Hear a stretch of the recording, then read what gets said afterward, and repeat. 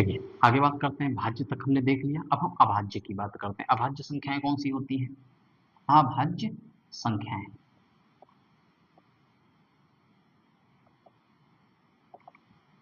Prime number कौन से होते हैं? अब देखें, ऐसी संख्याएं जिनके केवल दो गुणनखंड हो, ऐसी संख्याएं जिनके केवल और केवल दो गुणनखंड हो, दो गुणनखंड हो, ऐसी संख्याएं जिनके केवल और केवल दो गुणनखंड हो। कौन कौन सी संख्याएं होती हैं आप देखेंगे?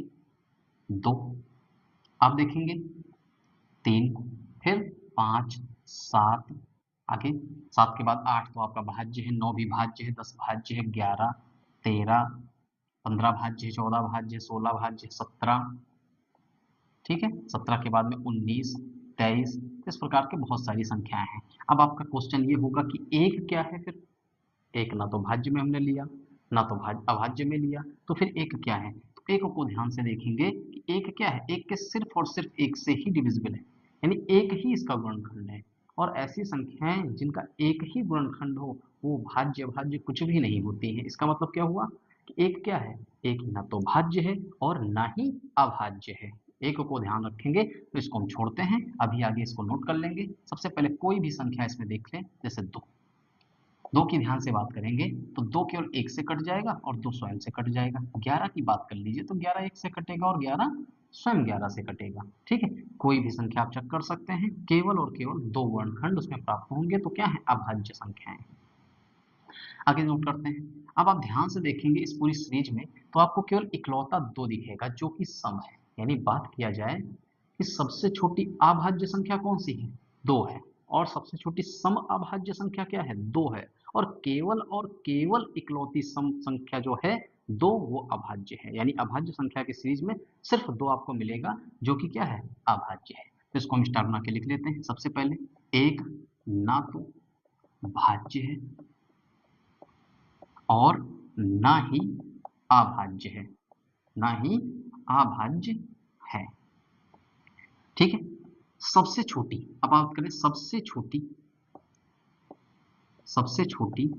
समभाज्य संख्या, सम अभाज्य, चलिए पहले लिख लेते हैं सम अभाज्य संख्या।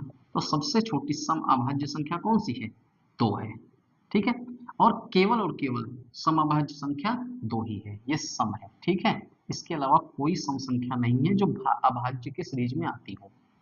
बस ध्यान रखना है, छोटे छोटे चीजों को पकड़ के चलना है। हम लोग क्या करते हैं, काफी बड़े बड़े क्वेश्चन को सॉल्व कर लेते हैं, बड़ी सीरीज को चेक कर लेते हैं, क्या करते हैं, छोटे छोटे क्वेश्चनों में फंस जाते हैं। तो इन चीजों को आपको ध्यान रखना है।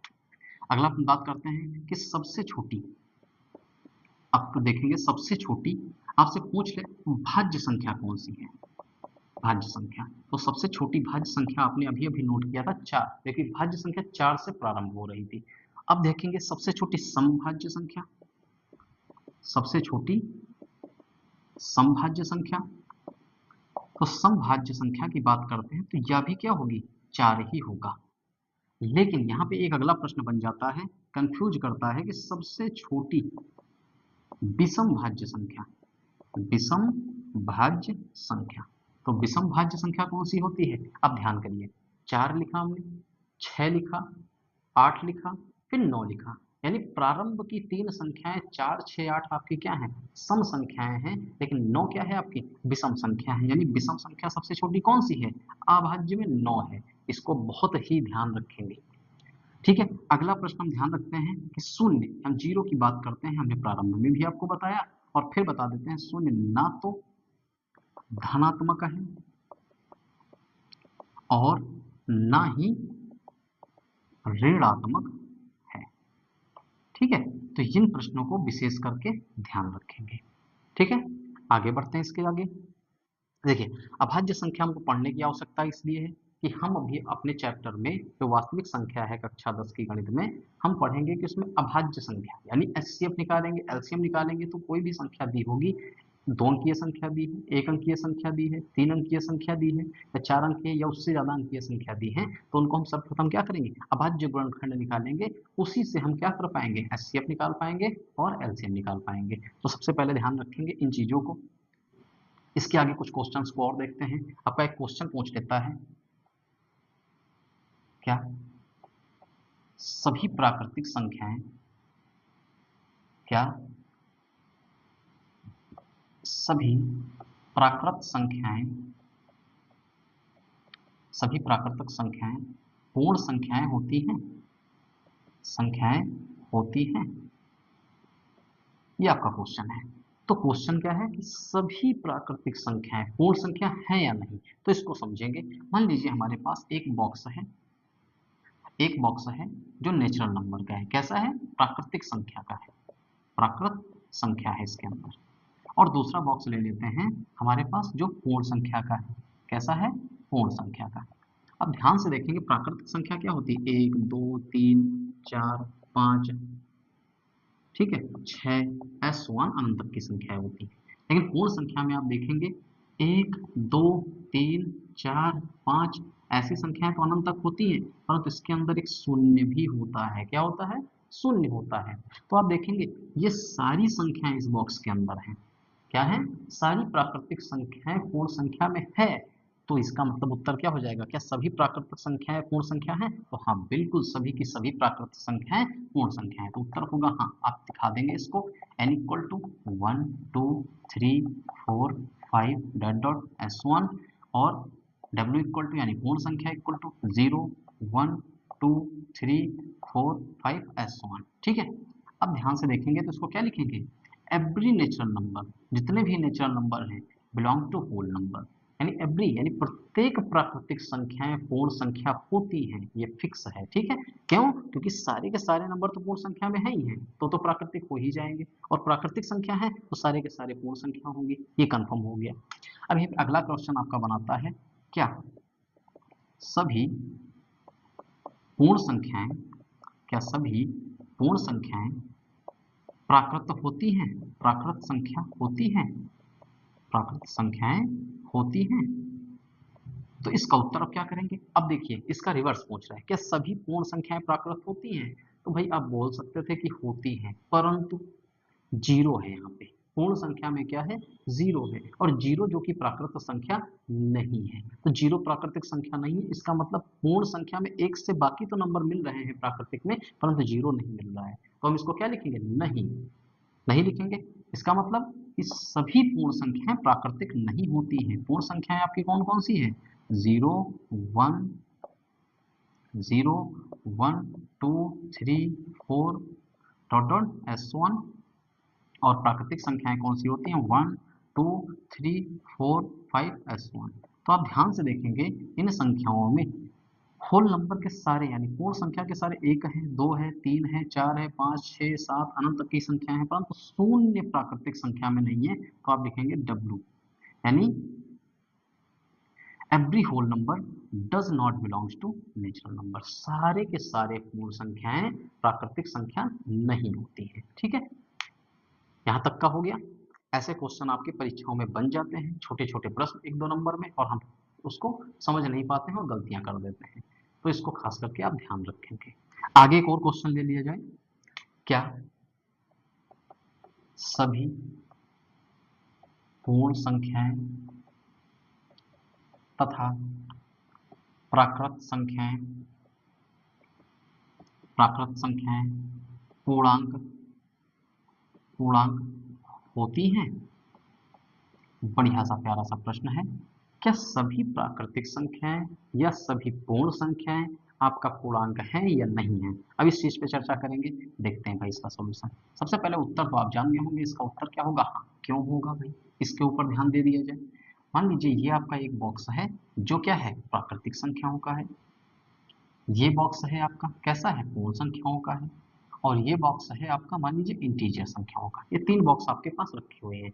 प्राकृतिक संख्या में कौन कौन सी है, 1 है 2 है 3 4 5 S1 अनंत तक के नंबर्स हैं इसके अंदर। और पूर्ण संख्या में क्या है आपके, 0 है 1 है 2 है 3 4 5 S1 अनंत तक के नंबर है। पूर्णांक में आपने देखा, पूर्णांक में क्या होते हैं, ऋणात्मक धनात्मक नंबर होते हैं, यानी 0 1 2 3 डॉट डॉट अंत तक है, और इधर देखेंगे आपका -3 -2, ऐसे लिख लीजिए -3 -2 -1, और ये अनंत तक के माइनस इंफिनिटी तक नंबर है। अब ध्यान से देखेंगे इन संख्याओं को तो आपको एक चीज दिखाई पड़ेगा कि सभी पूर्ण संख्याएं इसके अंदर हैं। देखिए 0 है, 1 2 3 अनंत तक की सारी संख्याएं हैं। और आप देखेंगे सभी प्राकृतिक संख्याएं भी क्या हैं, आपके पूर्णांक में शामिल हैं। इसका मतलब क्या हुआ कि प्राकृतिक संख्या आप देखेंगे तो इसको लिखेंगे 1 2 3 4 S1 अनंत। और पूर्ण संख्या जो है आप देखेंगे 0 1 2 3 S1 अनंत। ठीक है, उसके बाद देखेंगे इंटीजर्स यानी पूर्णांक आपके, देखिए 0 1 2 3 S1 इन्फिनिटी तक। और इधर देखेंगे -1 -2 -3 और ये क्या है माइनस इन्फिनिटी तक।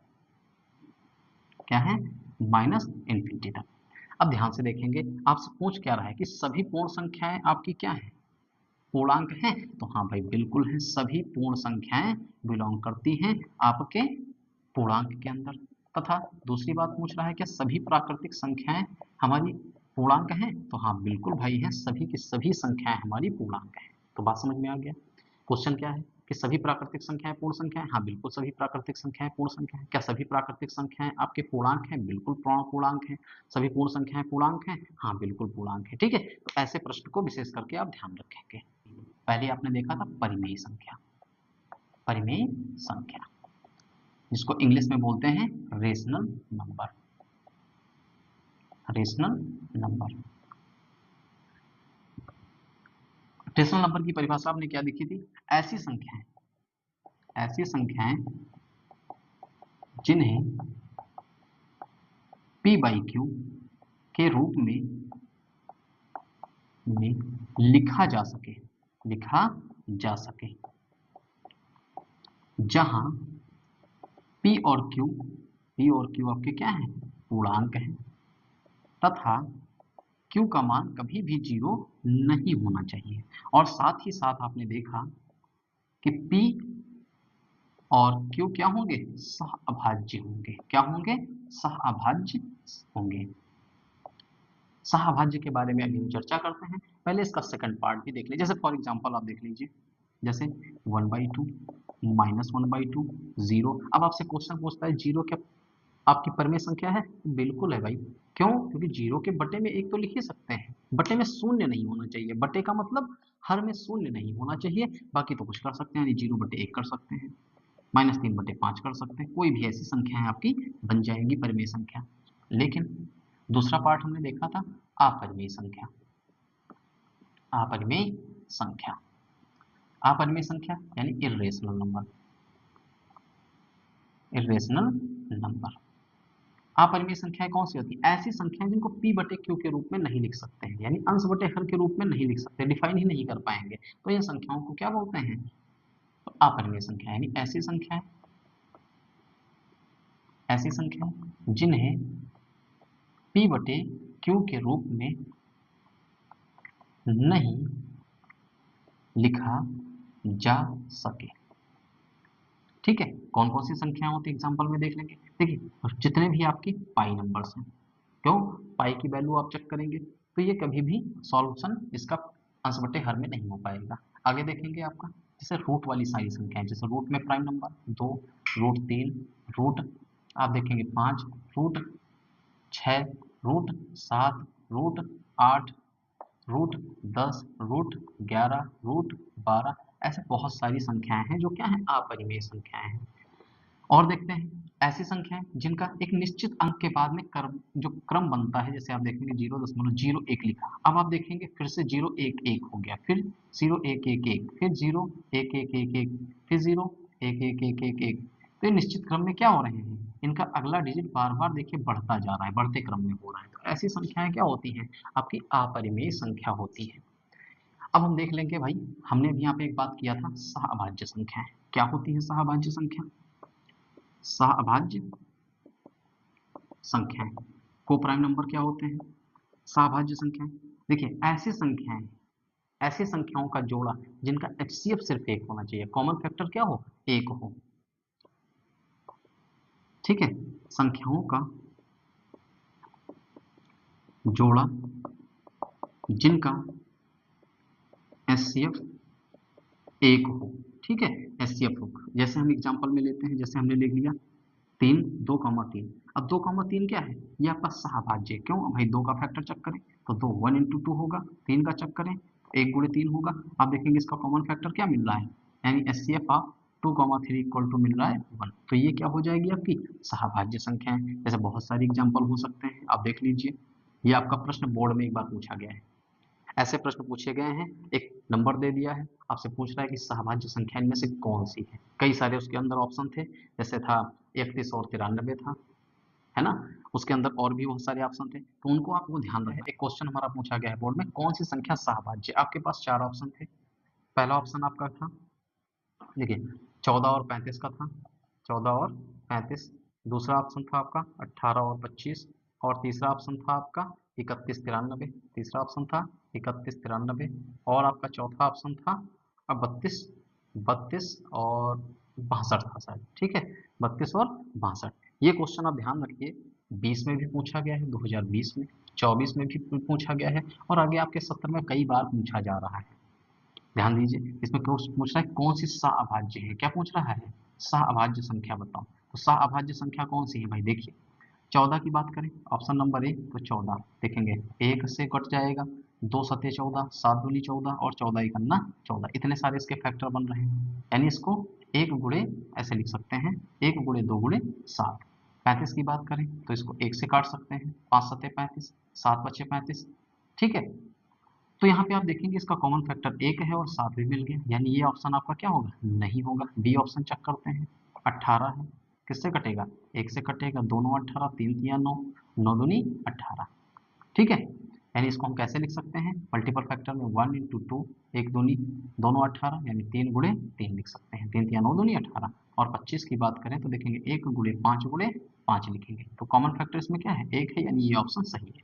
बहुत बच्चे क्या करते हैं, 31, 93, देखिए 31 को ध्यान दीजिए, तो 31 से 93 कट रहा है। अब देखिए 32 से और 62, इसमें भी कॉमन फैक्टर आपको एक से ज्यादा मिल रहा है, चेक करना हो तो चेक कर लीजिए, सारे ऑप्शन को आप देख सकते हैं। 31 की बात करें तो 1 इंटू 31 होगा, लेकिन 93 की बात करें तो 1 इंटू, देखिए 31 से डिवाइड हो जाएगा, ठीक है। 31 से कितने टाइम में डिवाइड हुआ, 3 बार में, और फिर 31, तो यहाँ पे देखेंगे 31 भी इसका कॉमन फैक्टर है और 1 भी है, इसलिए ये ऑप्शन नहीं होगा। आपका ये भी ऑप्शन नहीं होगा, ये नहीं, कौन सा ऑप्शन है, 18, 25। तो ऐसे क्वेश्चन आपके पूछे जा रहे हैं, देखिए एज इट इज आपके बोर्ड में आ रहे हैं। हमारा बस एक काम है कि इस चैनल के माध्यम से कक्षा 10 के गणित के सारे क्वेश्चन सॉल्व कराए जाएं, और बोर्ड में कैसे क्वेश्चन बन रहे हैं, कौन से क्वेश्चन आने की संभावना है और कैसे क्वेश्चन आ रहे हैं, उन सबको यहाँ पे सॉल्व करके आपको दिखाया जाए।